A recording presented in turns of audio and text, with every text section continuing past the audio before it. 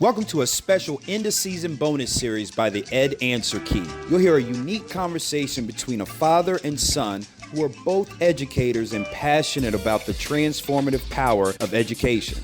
So buckle up, folks. We're about to go on a journey through time filled with a whole lot of wisdom, laughter, and tears. There's no crying! There's no crying in baseball!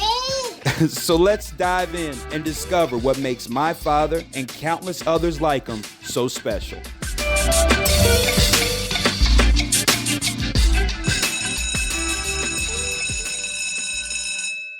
You spent a lot of time at school. Right. How'd you balance the demands of teaching and coaching at a high level with your personal life?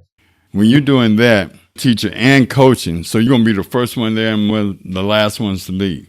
And it took away from raising my kids. I was lucky to have a wife who cared just as much about the child than I did. Mm-hmm. So she took a whole lot of weight because it was a lot of times when I was at school, she was there, even the parent meetings, even doing some of the practices that you went through, whether it was athletic, academically, or whatever, she was there. And I couldn't be there because I was at school. If it wasn't for her, I wouldn't have survived, or we wouldn't have survived. Yeah, mama was in. Mm-hmm. And made sure she had input. The single route to do it effectively, it's a real hard go. Mm-hmm. So, yeah, grandma's grandma, but grandma's something extra, like some extra padding needs to be there for that parent. Yeah, being from a dual family household was a big plus. Yes. Can you describe how your teaching style, how's it evolved over the years? You mean from the time I started? I was Mr. Johnson, walked the halls and carried a big stick. But yet still I had performance. And to me, I never changed. To me, it never changed because I always set standards for my kids in class. Not to please me, but for your own benefit. Right. That was the main thing. But as far as techniques, it's altogether different now. Sometimes when I go into sub at high school, everything's online. Everybody's got a laptop. I'm not electronically technical person. You know, it's a thing whereas your technique has to change because the way kids are presented, information is changed. When I first started, it was one way to do it. I don't care who the kid was, you had to adjust the way it was done. Now, you got to adjust to the way the child has to learn.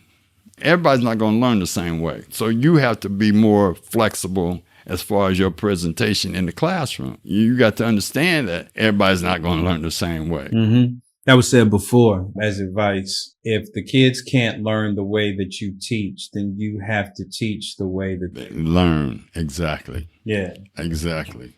So how do you see the teachers now?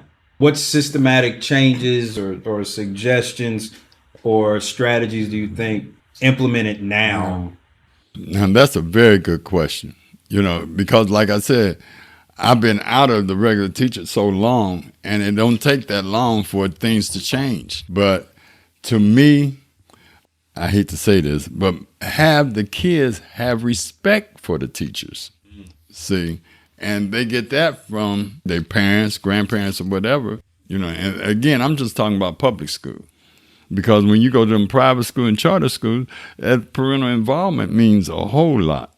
We have 1,400, just 7th and 8th graders, 1,400 7th and 8th graders.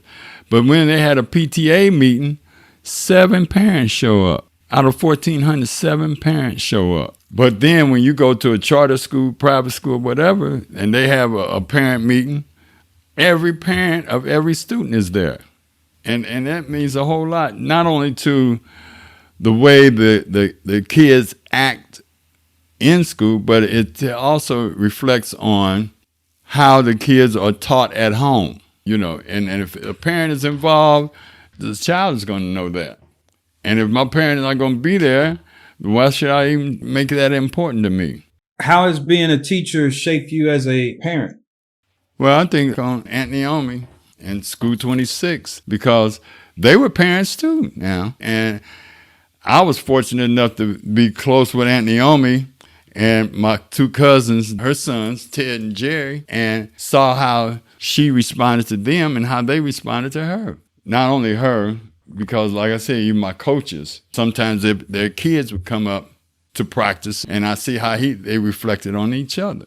But it comes natural as far as being a teacher, coach, parent, all is the same.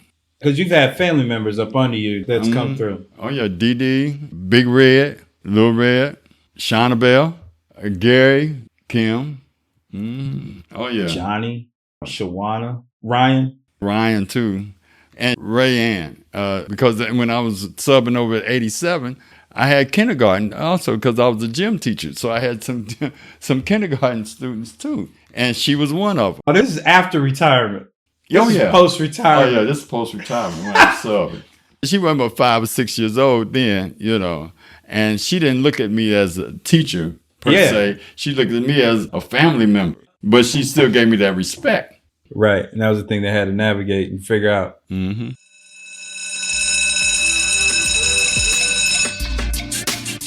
Thanks so much for joining us for this episode of the Ed Answer Key. Your support means the world to us. Be sure to stay in the loop about upcoming topics by downloading our free podcast companion at www.edanswerkey.com. So until next time, class dismissed.